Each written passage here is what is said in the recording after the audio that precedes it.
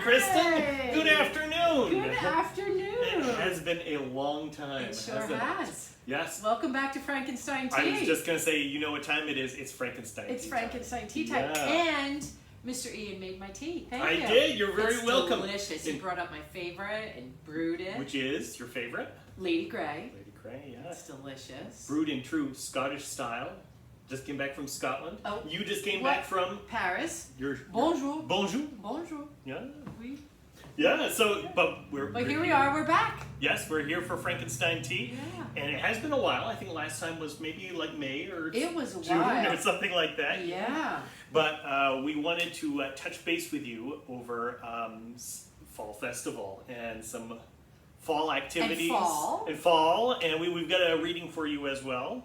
But yeah, things have been pretty. We've been cooking along. Busy here at the library. Things have been really picking up. Yeah, so, and we are setting up for a good fall and a good winter. Mm-hmm, it's going to be, holidays. Well, it is a holiday. It is a holidays. Yeah. Well, I think we've already been talking about Christmas and December and everything. We're talking about light up the library already. Yeah. We're talking about costumes for Halloween. Our fall festival. Fall festival. Do we want to talk about the fall festival? You want to start first? right there? Yeah, I think we should. Sure. So we have a very exciting fall festival. This is the first time we've really done this. Yeah. First annual. Here we go. So and it's really a 2-day kind of event. So 3 days. There's 3 days. 3-day festival. So our very own Alan Kessler, who directs Christmas Carol every year, and I should say wrote the Christmas Carol script. I mean, Charles Dickens wrote Christmas Carol, but he abridged the script. Adapted it? Is that an adaptation? Adaptation, that's the word.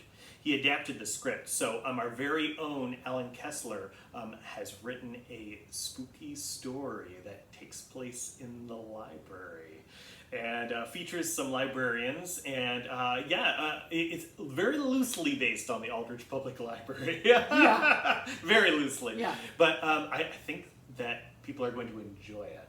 It's we're definitely saying it's more for tweens, teens, and adults because it's an adult play. It is pretty creepy, for sure. It's an adult play. Yeah, but it's about 10 minutes, and Alan and I have been directing this, and we have a wonderful cast. So I think that everyone's going to really enjoy it, and it's after hours in both libraries. Yes. Yeah. So we're going to premiere it at the York branch, in East Barrie. Now we do have limited space there, so we want to make sure that folks RSVP and let us know that you're coming. We could probably fit. I think Alan wants to fit 20 people at a time. Yeah. I think. Yeah. So yeah. I think there's room for 20. But we're going to have 2 showings. So that's going to be Thursday, October 23rd. And doors will open at 6, and 6:15 will be the first show, and then 6:45 we'll open the doors again for the next group, and 7 o'clock will be the second show. So that's Thursday, and that's going to be kind of like opening our fall festival. So that premieres the play. Yes. And opens the fall festival. Invites you all to our York branch. Yes. We're really excited about that, and I'm so grateful to Alan. That was really his idea. How can I help you at the York branch? How can I bring some life out to York? Bring people in. Yeah, and bring people in, and he wrote a play for it. Yes. So that's really fun. And then we said, that's great, York, but how about here? Yes, yeah. Well, it's going to be really great in the reading room. It's going to be very creepy. Yeah. So that is going to be Friday night in the context of our fall festival here at the main branch. Right. So that's going to kick off, I think, at 3, right? That starts with 3 with you. Right. Family activities. So scavenger hunt. We have a scavenger hunt. We have some crafts, some Halloween crafts, some spooky crafts in the children's room from 3 to 5. And then at 5:30, we have Tim Jennings, the local storyteller, coming in to tell some spooky stories to kids between 5:30 and 6.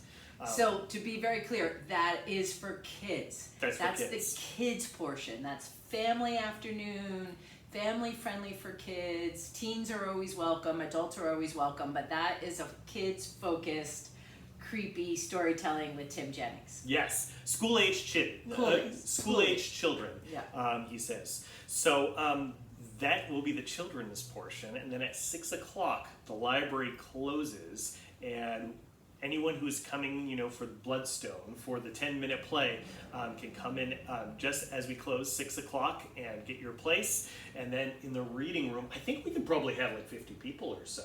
Yeah, we could have a bunch of people in there. Yeah, and there will only be one show. One show because it's the larger space. Yep. Same time, so 6:15. Yep. We'll go the play. Yep. And it's a 10-minute play. And then Tim Jennings is going to tell adult stories. Yes, stories. yes. Yeah. And until I think 7:30ish. Yeah, So, or 7:45ish. Yeah. Yes. So not to be missed. It's going to be a really Yeah. great time. And then the day after that, Saturday, I believe that's going to be the day that they have their Halloween parade, the Halloween costume parade for the kids down Main Street. Oh, it's Saturday? I believe it is. It's not on Halloween? It's not on Halloween. The parade, the costume parade. Oh, the costume parade. Yeah, just the costume parade. Oh. So I assume that that's going to be at 3 o'clock. It might be at 2 or 3, but in the morning, we are going to have a little story time, a little Halloween story time for the kiddos, the little ones. And then we have a whole bunch of crafts once again for kids to make, Halloween crafts. And Rain and I are going to put on some movies. Fun. Yeah, some animated movies, some episodes of Scooby-Doo, and maybe Snoopy, and The Halloween Tree. Have you ever seen that one? No, I've never seen that. The movie by Ray Bradbury. Oh. Yeah, the book is by Ray Bradbury, and he worked, I believe, on the script as well, the screenplay. And it's really fantastic. It's an old animated film from, I think, maybe the 90s or the 80s. But anyway, it's a wonderful adaptation of a Ray Bradbury book for kids. So, yeah. We should be reading that one. Well, maybe we we'll will get closer to the date. Maybe. Yeah. And I imagine you have 3 costumes set up for all 3 of these days? Oh, absolutely. I'm sure I will. Plus the Halloween costume for Halloween itself. Halloween, right? Yeah. And then there's Halloween. And then there's Halloween. Yeah. It's a whole month of Halloween. Yeah. So, but yeah, it's going to be a really wonderful time. Yeah, we've been working on this. We wanted to balance out our offerings and our programs, and we really do love Halloween. It's a funny thing with librarians and Halloween. They love Halloween. Yeah, we could probably do a little thing on that. We could. And so and all of a sudden it just sort of came to, it didn't just come together. We've been working at it, but it came together nicely. We've actually been working on it since May or June. Yeah. So, we said, what are we doing for the fall? What are we doing for the fall? Yeah. And we're going to have refreshments too, right? We're going to have refreshments, yeah. I think we're going to have cider and apples. Yeah. And I'm going to work on some donuts. Yeah. Some cider donuts. Yes, it'll be really good. Yeah. Yeah. We're going to look for sponsors of that. If anybody out there wants to sponsor that for us, we think there's probably sponsors for that. So yeah. That's our goal. Yeah. Yeah. We get a little bit of time before. Yeah, we have a little bit of time. So yeah, we hope that you will turn out. So that's the weekend before Halloween. The 23rd, the 24th, and the 25th. Yes. Fall Festival. Fall Festival. Yeah. Yeah. Well, I'm actually working on something. Oh, you are? Yeah, I'm looking for a food truck to come. Oh, that's right. That's going to be fantastic. I'm looking on a food truck to come, so we'll see what happens. If that comes together. Yeah. We'll see. That could be next year. Yes. That could be next year. Well, this is only the first year. That's correct. Yeah. That's correct. Cool. Well, shall we get to a little reading? Mm-hmm. I think we have time for a little reading here. Yeah, let's. All right. So, today we are going to be reading an oldie, but a goodie. As they all are. As they all are. As all those oldies are. Too Many Pumpkins. So it was published in 1996, and it's written by Linda White, illustrated by Megan Lloyd. Here, I'll come a little bit closer so you can see the cover here. It's a really nice book, a really nice story. What's the year? 1996. Yeah, great. So maybe we'll alternate paragraphs. Sure. All right. Okay. Every year at springtime, Rebecca Estelle planted just enough seeds in her garden to grow vegetables for the long winter. She planted carrots and beans, tomatoes and peas, corn and rutabagas. She grew a little bit of everything except pumpkins. Rebecca Estelle hated pumpkins. When she was a little girl, money had been scarce. For an entire month, all there had been to eat were pumpkins. Baked pumpkins, steamed pumpkins, boiled pumpkins, stewed pumpkins, mashed pumpkins, rotten pumpkins, breakfast pumpkins, lunch pumpkins, dinner pumpkins. Enough pumpkins. When things finally improved and there was more money to buy food, Rebecca Estelle decided she would never eat pumpkins again or even look at one. Not ever. I mean, I don't blame her.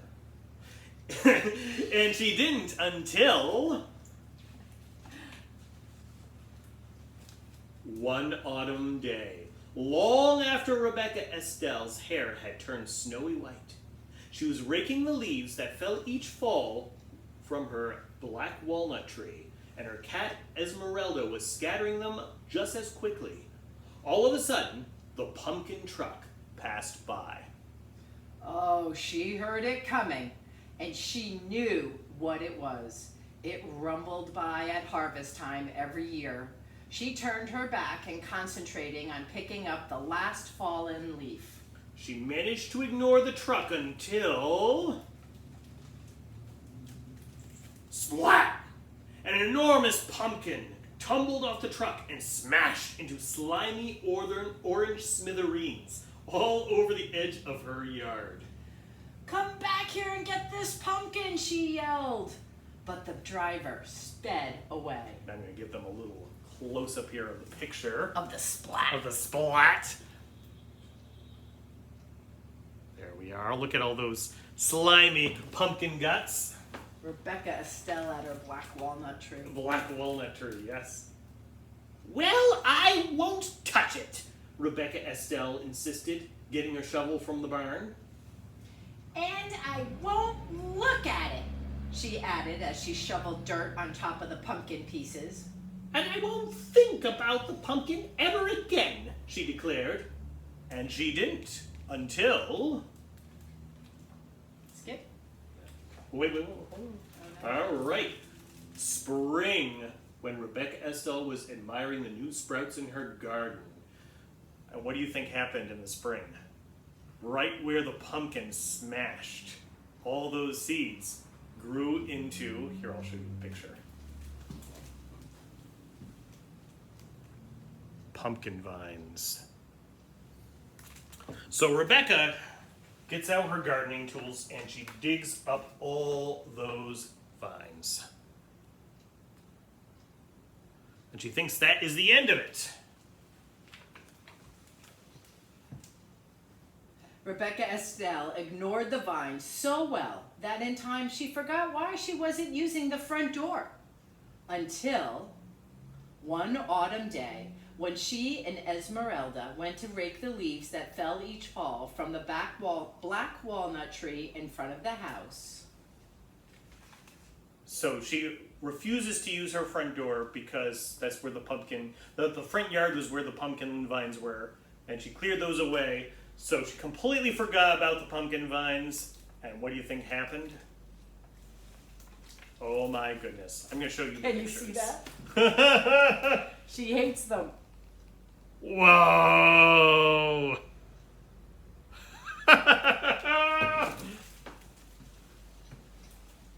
Pumpkins! Rebecca Estelle shrieked.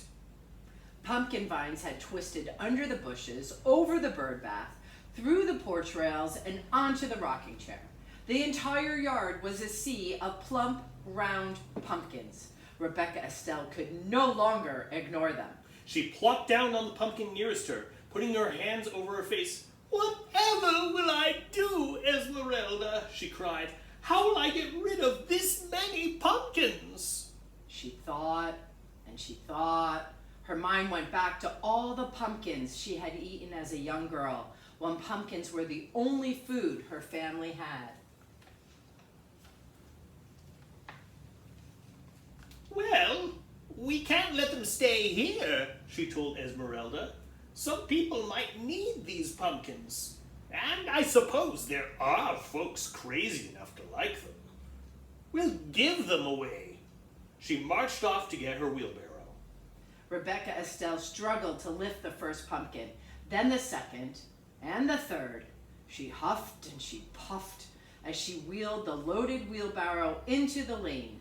Oh, I'm too tired to deliver these heavy pumpkins now, Rebecca Estelle grumbled. She mopped her brow with her apron and wondered what to do next.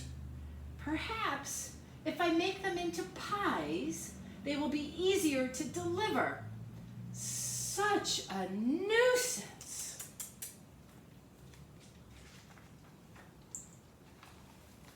So she went to work. She scooped the slimy seeds out of the pumpkins and cut away the shells. After she boiled the pumpkin meat, she mixed it with eggs, milk, sugar, flour, cinnamon, nutmeg, and cloves to make rich pies. Then Rebecca Estelle made pumpkin tarts, pumpkin muffins, pumpkin cakes, pumpkin bread, pumpkin pudding, pumpkin cookies, until Pumpkin dishes spilled out of every cupboard, drawer, and cubbyhole, and the seeds were a mountain in the corner. Well, that's the first batch, Rebecca Estelle said, dusting her floury hands. Now to deliver them. I'm going to show you a picture. This is a great picture. So look at all those baked goods that she has there, and look at the pile of pumpkin guts, pumpkin seeds. So as it turns out, she tries to load up her wheelbarrow to deliver all these pumpkin goodies, and it's just too heavy for her. How is she going to get rid of all of them? Well, she has to get the villagers to come to her to collect the baked goods. So, what do you think she does? Let's find out. We reading now? Yeah? So she took her knife and sat in the middle of the pumpkin patch.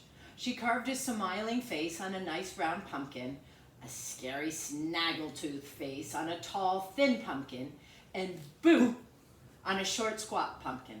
She was so busy carving pumpkins, she hardly noticed how dark it was getting. When she could no longer see, she went to the shelf on the back porch and got the sack of candles she kept for emergencies. If this doesn't get people to come here, we'll have to deliver them ourselves, she muttered to Esmeralda. Oh, wow. Here, I'm going to show them the picture here. Wow.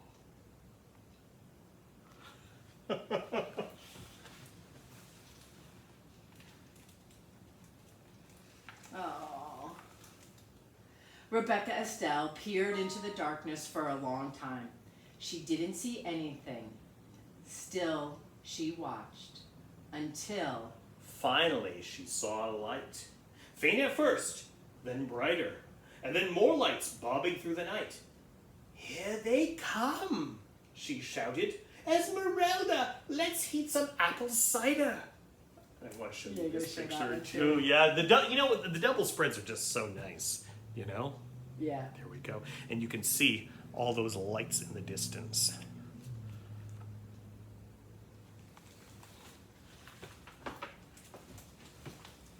Young and old, everyone in town came. Rebecca Estelle, we thought you hated pumpkins, they said. We saw your jack-o'-lanterns from the end of the road and came for a closer look. I was hoping you would, said Rebecca Estelle.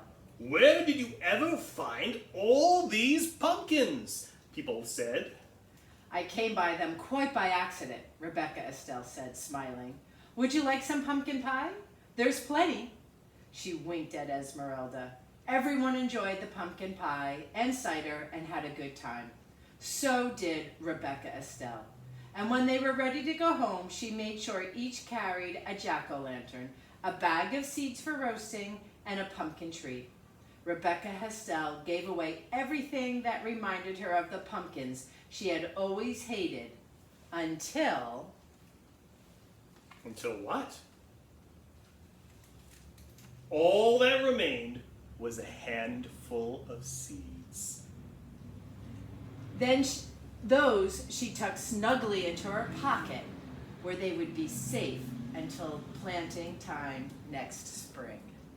And that is the end of that story. Isn't that a great story? That's a great story. It's a great message about turning something that you dislike and hate, like a bad memory, and actually like making it a positive thing. Making it a positive. Flipping that script. Yeah. For sure. Yeah. Total flip. Yeah, total flip. Yeah, Because yeah, then she yeah. puts those seeds in her pocket. Does it For again. spring. For spring. Yeah. Yeah. And you know, it also goes to show you, you know, anytime that you have something that you want to get rid of, there's someone who's going to really want it and make use of it. Well, Mr. Ian, thanks again for grabbing that book. Oh, of course. Yeah. I enjoyed it. I Yeah, always do. me too. We hope you enjoyed it. Thanks for coming to Frankenstein Tea. I know Ian and I both spent some time today working on the newsletter, Yes, indeed. which is going out on Monday. Mm-hmm. That'll give you all the events we're doing in October. Mm-hmm. If you're not signed up for the newsletter, let us know. We can get you signed up. It's sent through email. Comes once a month. Once a month, we try to get it out. I know that we're putting it out on Monday, even though that's not October 1st, because October 1st is Senior Day. Ah, yeah, yes. Right? Wednesday, yes. Yeah, Wednesday, Senior Day, 1:30. There's a great program, a suffragist singing program, which is going to be With great. Ernie Drown With and Linda Red? Linda, yes. Linda? Yeah. I believe it is, yes. Yeah, we're looking forward to that. We're looking forward to all the programs.